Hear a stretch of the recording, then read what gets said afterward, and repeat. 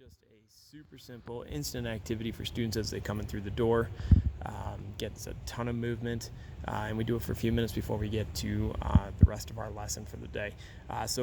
We've called this a bunch of different things depending on the season, but we have 4 different cones on every corner of the volleyball court, and then 2 orange cones in a bucket filled with something. We use there's a couple hundred clothespins in there, but you can use that, and that's going to be your point system.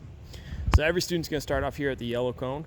And you're going to play rock, paper, scissors with somebody at the cone. If you win, you move up. We're going clockwise around the gym. If you win at orange, you go to red. If you win at red, go to blue, and so on. When you win at blue, you get to run through these 2 orange cones and you grab a point out of the bucket. We use clothespins because in this game we got to use both our hands, and they can just stick the clothespin to their shirt.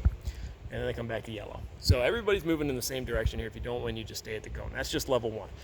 We do that for just a couple minutes just to give the students a handle on what we're doing. Level 2 is where it gets a little bit more interesting. We start off everybody here at the yellow cone. Everybody keeps their clothespins from level 1. It's very important because they're going to need them. Here, if you win, you move up. If you don't win, you must move 1 space backwards. Now, when you're at the yellow cone, you really can't go too much farther backwards than the first cone. But in this game, now you can. So we're going to send the students back through the doorway, which is the 2 orange cones, in which case they'll have to drop off one of their clothespins and put it in the bucket.